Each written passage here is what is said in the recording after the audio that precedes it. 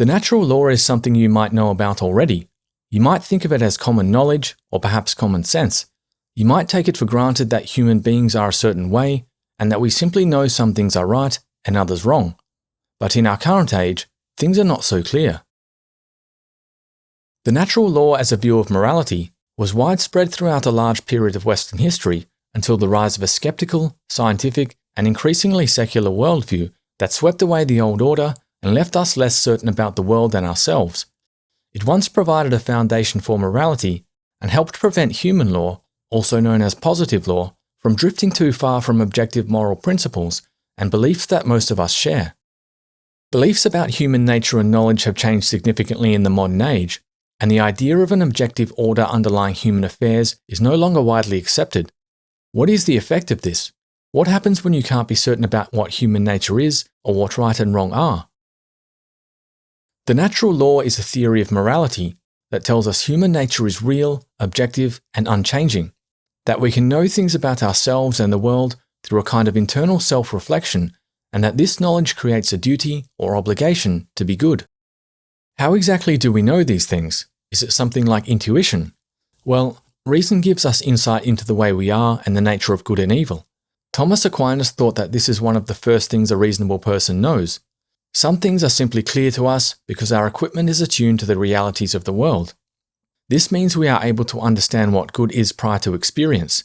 These truths are self-evident. Good judgment, or practical reason, helps us to move towards things which are good and avoid their opposites. Most of us have this ability naturally, though while we understand what basic goods are, such as life, knowledge, companionship, and living in well-ordered societies and communities, other goods are subjective, and people have different ideas of what makes a good life. People who lack sufficient reason are less likely to understand what good is, and as a result, are more likely to pursue what is bad, for them or for others. Natural law is persuasive to those who believe we do know certain things prior to experience using reason, that there is some kind of objective order to human affairs, and that our knowledge of these things creates an obligation to act in certain ways. They argue we are naturally inclined towards goods like health and community as part of our nature, and that the goodness of these things is objectively true to a rational person, who, once he knows what goods are, can act in ways to best achieve them. This keeps us on the right track towards living well. They think that moral behavior is rational behavior. To do right and avoid wrong is to behave in a rational way once we correctly perceive good and bad. What is right follows from a correct assessment of what is good.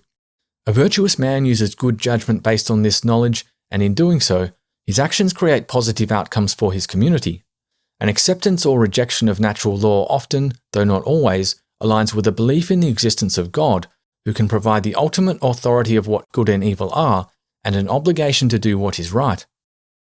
Those who reject the natural law believe that knowledge does not work this way, and that human nature is not unchanging. It might even be improved. They say that different cultures and people in different periods disagree on morality, and that this shows the natural law is not self-evident to everyone. They argue that conflating natural and good, or unnatural and wrong, is unclear and incorrect. Who is to say what parts of the human experience are contrary to good judgment? They believe that bad behaviors such as theft and violence come naturally to many people, and that reason alone is not sufficient to guide such people to what is good. They think we can't conclude what we ought or should do based on how we are or how the world is. Some things might appear wrong, such as lying or cheating, but there is no necessary connection between an act and a moral judgment of that act. The natural law, to many people, is a sort of mystical belief that cannot be demonstrated nor disproved. The natural law is really a whole system of morality, part of a broader worldview. It describes a structure or order in the world that we can interpret using our innate capacity for reason or rationality. That structure is thought to be objective and enduring. There are important benefits that come from these ideas. The natural law gives us some degree of intellectual and moral autonomy as individuals, though we are not without guidance. It validates what we feel to be innate and common knowledge that we share with other people, who reflect our own self-knowledge and understanding. We can, in normal circumstances, trust ourselves and others with regards to questions of how we ought to act. Without it, the basis for trust in others is diminished. People are left to interpret their experience and create laws and systems of morality that make large and complex human societies possible. There is no guidance or authority to fall back on. There is only what we create ourselves on whichever basis we see fit. What we lose seems quite significant. There is no objective morality. Morality is based on experience and agreed norms that are not binding in themselves. We have little insight into or innate knowledge about human nature. All laws are human laws. They are not dependent upon nor derived from morality. Many philosophers once believed natural law to be vital in establishing and maintaining order among people who are inherently cooperative and not just self-interested. They thought that a lack of shared values and a subjective or relative conception of morality undermines the basis for human cooperation. For example, positive law that lacks an underlying moral foundation might become arbitrary and increasingly rely on the judgments of specialists whose moral beliefs are at odds with those bound by their judgments. A society with no clear moral foundation might find it hard to resist bad outcomes and quickly become unsustainable or require a powerful ruler or governing system. A rejection of natural law that also involves a rejection of a definite path to human flourishing might even undermine a sense of meaning and purpose in life for some.